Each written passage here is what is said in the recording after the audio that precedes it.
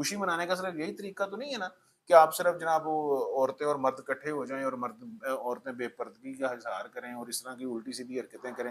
اب آپ دیکھیں ایک شادی شروع ہوتی ہے، اس گھر میں ساری اللہ کو ناراض کرنے والی رسمیں ہوتی ہیں. کوئی اس میں ڈانس ہو رہا ہے، کوئی بے وجہ لوگ ڈانس کی پارٹیاں آ رہی ہیں، ان کے اوپر پیسے پھینکے جا رہے ہیں، قوالی نائٹس ہو رہی ہیں، اس میں شرک بولا جا رہا ہے اور ان کو یہی نہیں پتا. بس ان کو یہ پتا کہ چونکہ تبلا بج رہا ہے اور وہ گانے والا آ کر کے گا رہا ہے، اس کا مطلب لگتا ہے کہ صحیح کام ہی ہو رہا ہوگا. نہیں بھائی، آپ کو ان کے الفاظ سننے پڑیں گے، اس میں وہ کیا کہہ رہا ہے، وہ شرک بول رہا ہے، بدعت بول رہا ہے، وہ گندی بات کر رہا ہے، ہمیں اس کو روکنا پڑے گا. اس لیے یہ چیزیں اسلام میں اس کا کوئی وجود نہیں. اور عام سی بات ہے، اگر آپ اتنی مہنگی شادی کریں گے، اتنا اخراجات کریں گے، تو جو غریب آدمی ہے، ایک غریب آدمی، اس کی بیٹی ہے یا اس کا بیٹا ہے، اس نے شادی کرنی ہے، اب وہ کل کو اس طرح کے انتظامات نہیں کر سکے گا. جب وہ نہیں کر سکے گا تو اس کے اندر کیا ہوگا، احساس کمتری ہوگی اور لوگ بھی کہیں گے کہ یہ بندہ جو ہے نا جی، اس نے شادی اچھی نہیں کی.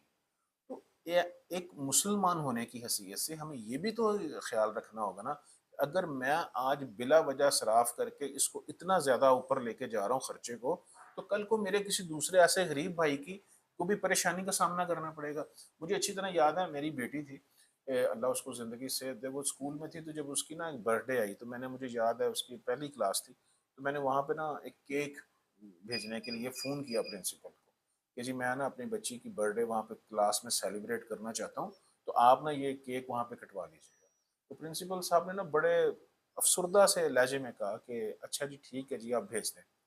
تو میں نے ان سے پوچھا کہ آپ ایسا کیوں کہہ رہے ہیں، اس طرح بددلی سے کیوں کہہ رہے ہیں.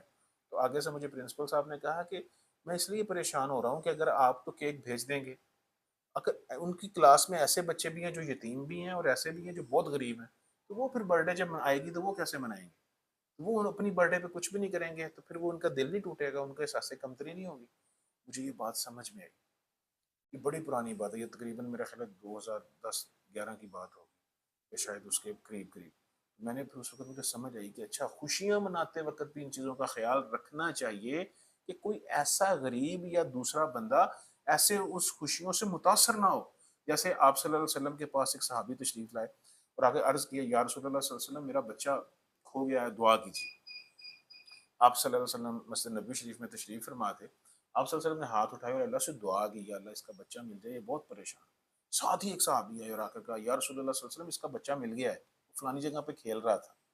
تو وہ صحابی بڑے خوش ہو کے جب جانے لگے نا، تو آپ صلی اللہ علیہ وسلم نے اس صحابی کو روکا، روک کر کہا، اب تو وہاں جا رہا ہے، تیرے اندر وہ اتنی پیار امڑ آیا ہوگا اپنے بچے سے ملنے کا کہ وہ کھو جو چکا تھا، تو جائے گا جب اس کا منہ چومے گا، اس کو گلے لگائے گا. تو خیال رکھیو، وہاں پر کئی یتیم بھی ہوں گے جن کے باپ نہیں ہیں. تو اس طرح خوشی کا اظہار اس طرح نہ کرنا کہ دوسرے متاثر ہو جائیں. اتنا پیارا دین ہے عمر بھائی ہمارا کہ ہم ہر خوشیاں مناتے وقت بھی اس چیز کو خیال رکھنا ہے کہ دوسرا اس سے کل کو متاثر نہ ہو. ہم آج شادی کر رہے ہیں، شادیوں میں جناب بے جا اسراف کر رہے ہیں، ایسے ایسے کپڑے پہنے جا رہے ہیں، ایسے ایسے کھانے کھلائے جا رہے ہیں جو کبھی کسی نے سوچے بھی نہ ہو. تو پھر جو غریب آدمی ہے اس کے اندر احساس کمتری آتی ہے، اس کو بیٹی رخصت کرنا، بیٹا بیاہ کر لانا اس کو مشکل ہو جاتا ہے. تو اس کا پھر قصور ہم ہی ہوں گے نا. اسلام ان چیزوں کی اجازت نہیں دیتا ہے.